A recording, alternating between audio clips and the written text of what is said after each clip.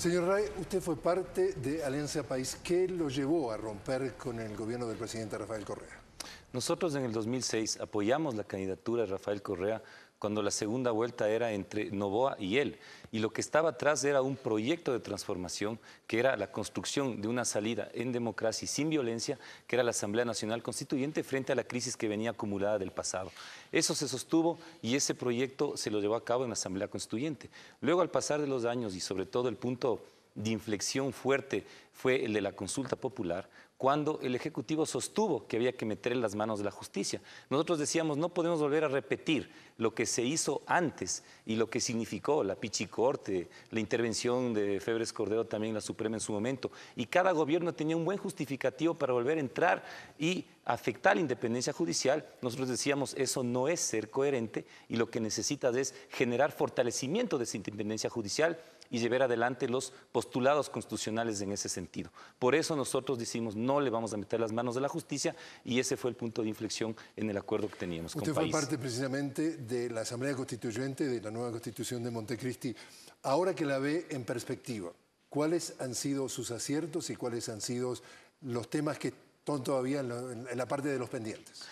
Yo creo que la Constitución, uno de sus grandes aciertos fue el proceso como tal. Primero, absolutamente, ampliamente participativo, más de 100.000 personas asistiendo en esos 8 meses de funcionamiento, con sus propuestas, con sus ideas, debatidas, asumidas, fuertemente con presencia de sectores que venían en un proceso de construcción, de lucha y reivindicación desde los movimientos sociales.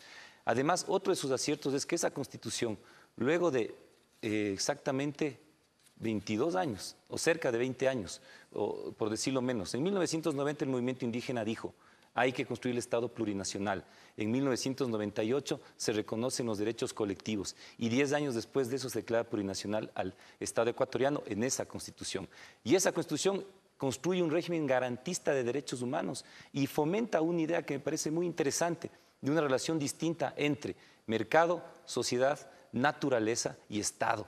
Y eso creo que son los mayores aciertos y el eje fuerte de tener una Corte Constitucional que permita efectivamente equilibrio de poderes y control de los actos públicos. Y respecto a esa nueva Constitución, ¿se arrepiente de algo? ¿Haría algo diferente si tuviera que hacer todo de nuevo? Yo creo que habría que hacer de manera mucho más clara y mucho más específica, si es el caso, cómo se iba a generar un proceso de independencia real en el proceso de nombramiento de las funciones del Estado, que es uno de los temas que se critica efectivamente en el proceso que ha sido, sobre todo, liderado por el Consejo de Participación Ciudadana, el famoso quinto poder, pero que a través de la reglamentación y la ley y los acuerdos políticos liderados desde el Ejecutivo de intervención directamente en ese espacio ha generado dudas sobre la independencia en los órganos de control del Estado. Pero no son muchos, 5 poderes en la gran mayoría de los países del mundo, son 3 los poderes tradicionales, ejecutivo, legislativo y judicial. Acá hay 5. Hay que entender la historia de por qué el Ecuador llegó allá. Una de las críticas más fuertes previas al 2008 y que acarreaba esta crisis política, ¿no?, de varios presidentes que no terminaron su periodo, algunos que duraron 3 horas, congresos absolutamente desprestigiados, partidos que representaban intereses oligárquicos, con crisis financiera y feriado bancario de por medio, decían, no puede ser que entre los acuerdos del legislativo y los partidos estén definiendo con los gobiernos de turno quién va a los órganos de control. Entonces, se trató de diseñar un proceso que fortalezca la participación ciudadana y la veeduría y el control en ese proceso de nombramiento, y eso se propuso en el quinto poder. Vemos ahora, en cambio, que en el otro extremo, ese nombramiento y los procesos de selección no llegan a explicar cómo los mejores puntuados en las aptitudes académicas y de conocimiento para poder llegar a una función como por ejemplo la Corte Nacional de Justicia, a través de entrevistas personales sobre las cuales además se hacen a puerta cerrada, terminan en el último puesto. Entonces estas cosas son las que ves tú que la estrategia a través de la cual se han manejado estos temas desde el Ejecutivo ha generado esta duda respecto a la independencia de esos órganos que son absolutamente importantes para la democracia y el equilibrio de poderes. La asambleísta María Paula Romo, hay consenso que es la figura más visible de ruptura. ¿Por qué usted y no ella candidato a la presidencia? Bueno, María Paula es nuestra compañera querida, una asambleísta además calificada absoluta y completamente con muy buena nota respecto a cuál ha sido su función desde antes y ahora más en esta última Asamblea Legislativa. pero ella tiene una situación real y concreta, su edad, ¿no? Ella es una mujer absolutamente joven, tiene 33 años, pero además de eso... Y la Constitución exige 35 para 35 años para poder participar, pero además de eso, mi movimiento creyó firmemente que mi propuesta, mi participación desde la fundación del Movimiento Ruptura, lo que yo defiendo y las posturas y posiciones y la fuerza con la cual sostengo mis principios, que son los principios de mi organización y la participación política, me daban suficientes méritos como para poder asumir el reto de liderar esta propuesta del Movimiento Ruptura. Además, en coherencia y responsabilidad con más de 170.000 personas que firmaron para que nuestro movimiento exista como tal. ¿Y cómo piensa compensar su falta de experiencia en la función ejecutiva? Bueno, eso es, como digo yo, un mito urbano. ¿Qué quiere decir? Lo que quiero decir es que eso es una manera de siempre como de tratar de menospreciar la juventud en la participación política. Mire, yo desde hace 20 años atrás vengo caminando al país y vengo construyendo con las comunidades indígenas, campesinas, con los movimientos de mujeres, de niños, niñas, fuertemente centrado a nivel urbano, a nivel rural, en la defensa de los derechos y el acompañamiento del fortalecimiento organizativo de la gente. Eso me ha permitido, además, en ese lapso, yo estudié en la universidad pública y en la privada. Soy doctor en jurisprudencia y adicionalmente he tenido la posibilidad de estar también cerca de la función pública, trabajando como universitario, trabajando como interesado en esos temas, investigando también la política de este país. Y como bien ustedes decían, y por eso yo tengo algo que observar respecto a la nota sobre mi perfil. Y yo no empecé a hacer política trabajando en un medio de circulación nacional, en un diario de circulación nacional como editor de política.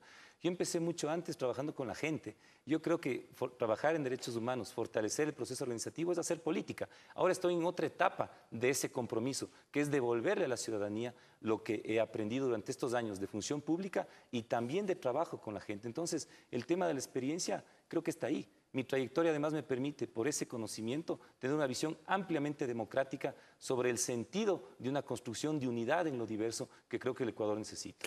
Usted participó en el movimiento de los forajidos que buscaba la salida de Lucio Gutiérrez. ¿Qué lo llevó, qué lo motivó a participar en ese movimiento? Bueno, ahí tuvimos una de las primeras crisis con la función judicial, pues.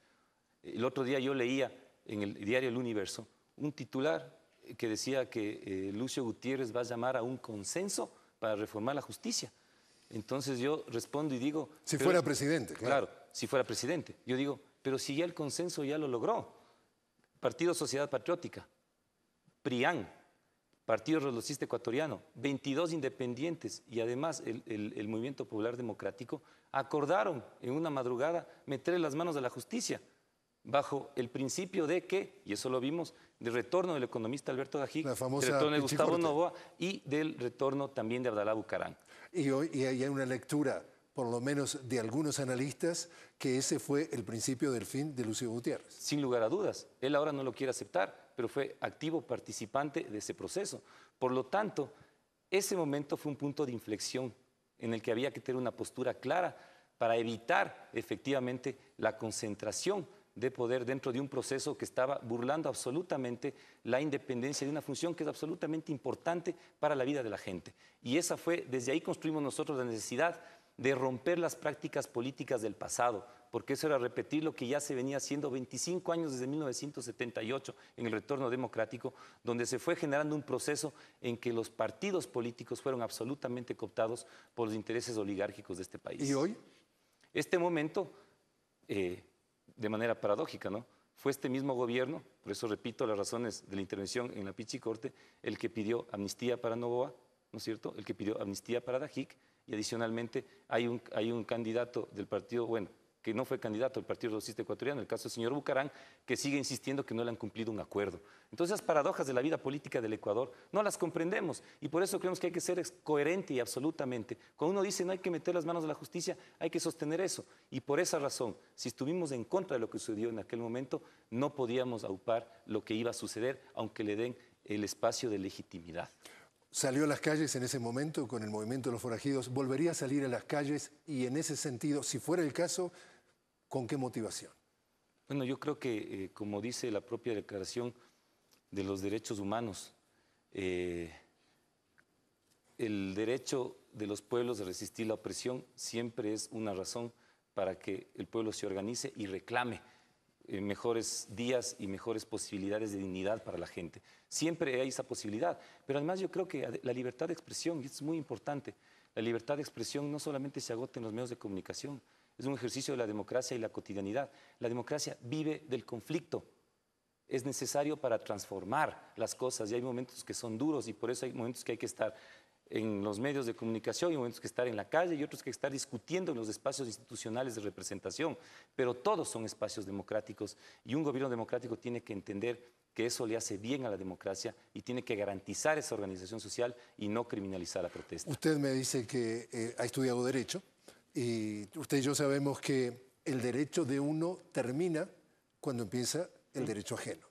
Y en ese sentido la libertad de expresión terminaría cuando empieza el derecho de la otra persona al honor, a la honra, etcétera, etcétera. ¿Cómo tener claro que una cosa es el derecho de expresión y otra cosa no es el derecho a la difamación?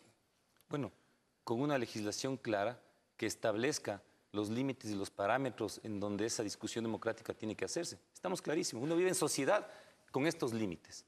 Sin embargo, yo soy una persona convencida de que el ejercicio de la política amerita tener un cierto nivel de flexibilidad y de comprensión por la exposición que tienes como funcionario público, por lo que la gente aspira de ti y porque realmente a veces la confrontación y la lucha política puede llevar a las palabras más allá de los conceptos. En ese sentido no creo en la judicialización de la política. Pero tiene clara, digamos, estas versiones, digamos así, de los reclamos de libertad de expresión, que cuando se difama se asumen responsabilidades jurídicas que las otras personas difamadas tienen derecho a reclamar, o es cuestión de la libertad de expresión es digo lo que se me ocurre y soy impune porque yo creo que tengo el derecho a insultar, el derecho a difamar y eso está bien?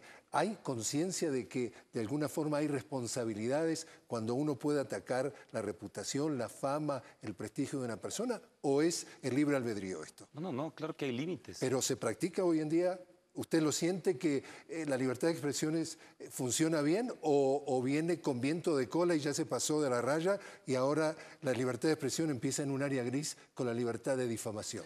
Mire, lo que nosotros aspiramos es que este nivel de confrontación que se ha dado a través de una situación que no, además, ha quitado absolutamente objetividad tanto al gobierno nacional como a los medios de comunicación en la forma como abarcan las problemáticas.